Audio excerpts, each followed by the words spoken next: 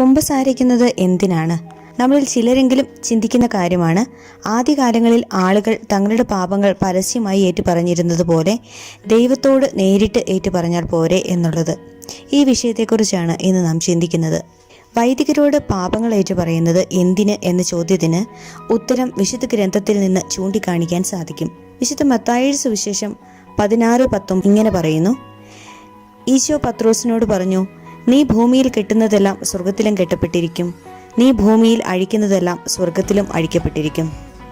യോഹന്നാന്റെ സുവിശേഷപ്രകാരം ഉയർത്തെഴുന്നേറ്റ യേശു ശിഷ്യന്മാരോട് പറഞ്ഞു, നിങ്ങൾ പരിശുദ്ധാത്മാവിനെ സ്വീകരിക്കുവിൻ.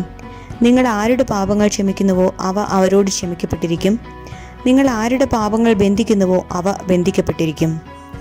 അതുകൊണ്ട് പാപങ്ങൾ മോചിക്കാനുള്ള അധികാരം യേശു തൻ്റെ ശിഷ്യന്മാർക്ക് നൽകി.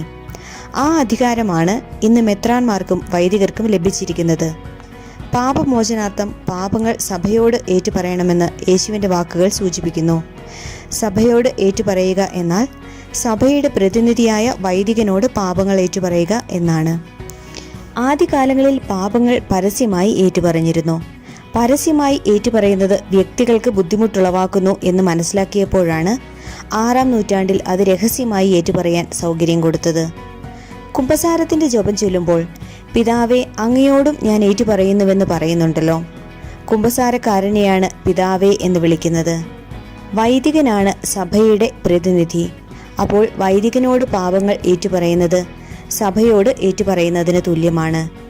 പാപം സഭയെയും സഹോദരങ്ങളെയും ദ്രോഹിക്കുന്നത് കൊണ്ട് അവരോട് മാപ്പ് ചോദിക്കുക എന്നത് പാപികളുടെ കടമയാണ്. ഈശോ അപ്പസ്തോലന്മാരെ ഏൽപ്പിച്ച ഈ ദൗത്യം വൈദികരിലൂടെ ഇന്ന് നിർവഹിക്കപ്പെടുന്നു. വൈദികർ മെത്രാന്മാരുടെ സഹകാരികളാണ്. മെത്രാന്മാർക്ക് എല്ലായിടത്തും പോയി പാപങ്ങൾ ശ്രവിച്ച് പാപമോചനം കൊടുക്കുക എന്നത് അസാധ്യമാണ്. അതുകൊണ്ട് അവരുടെ സഹകാരികളായ വൈദികരെ ഇക്കാര്യം ഏൽപ്പിച്ചിരിക്കുന്നു.